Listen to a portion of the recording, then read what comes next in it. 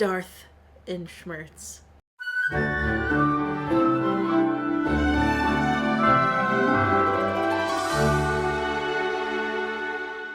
Welcome back to Everyday's Movie Ever. My name is Jess and I'm watching Everyday's Movie Ever. Today I'm going to be talking about Phineas and Ferb Star Wars. Phineas and Ferb Star Wars is a 2014 television release, basically about the behind the scenes of what was going on behind and around the events of episode 4. So like Luke, Han Solo, Chewbacca, Leia, they're all going through the normal stuff they go through in episode 4, and then like Phineas, Ferb, and friends are all stuff is happening behind all of that happening, and it's kind of fun. It is directed by Robert Hughes, Sue Perrotto, George Elliott, and Keith Oliver. Animation supervisor Maneerat Bunchoo.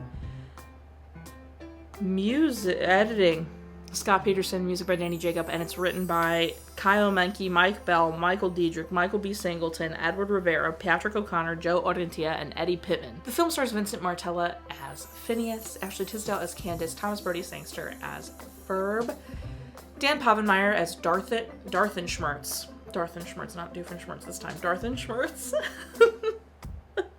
D. Bradley Baker as Perry the Rebel Puss, Maulik Poncholy as Baljeet, Bobby Gaylor as Buford, and Alyson Stoner as Isabella. Once Phineas and Ferb Mission Marvel ended, Disney then acquired Star Wars, and Dan Povenmire texted the head of Walt Disney Television Animation and said, "I smell crossover!" And that's kind of how this came to be.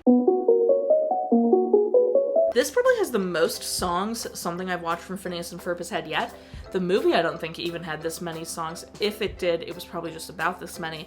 And the Mission Marvel didn't have this many songs. They've got the Love Tatooine song, Candace has a song about the Empire, the Jazzy Alien has a song at the beginning, and then a very end song, and then Doof has a song. There's lots of songs in this one. The ending song, like during the credits, is very fun. The Jazzy Alien song is really good. And then, I like the Empire song, and I do like the Tatooine song, but the Empire song and then the end song might be my favorites. These are genuinely so funny and are convincing me more and more every day I need to watch the show. I think I might just start watching. It isn't as a crossover similar to Mission Marvel. Mission Marvel, I guess, it was easier to bring the heroes to Phineas and Ferb's world because it's not a leap that they would exist because the superheroes live in the real world. It's just they're superheroes.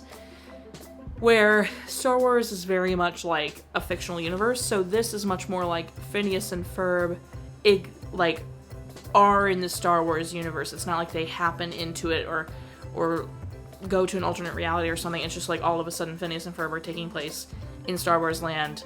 And there's different backstory, there's different everything, which I thought was an interesting take to do, and it made it so fun. I also thought it was so fun that it was just like episode 4's events were happening, but they were like somewhat background help and all that kind of stuff. I thought that was really interesting. Buford's Obi-Wan Kenobi robe moment is unhinged. I could not believe that happened. Basically, he walks up to them and it's like, "Look, I found this robe. It's got a giant gash in it." And it was definitely like Obi-Wan Kenobi's robe he was wearing when he died. So insane.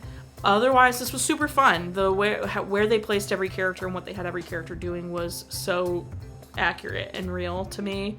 And I thought it was hilarious and really fun the way they went about it, being about like the events of episode 4 happen all as they're supposed to. They're just going around to like doing other things and helping almost, which was super fun. My favorite part was probably all the jokes. These just make me laugh so much.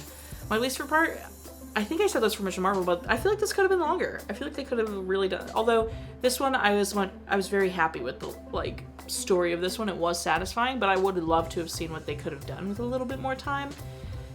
Where Mission Marvel, that one I feel like they could have made a lot more effective had it been just a smidgen longer. Would I recommend? Sure. Would I watch again?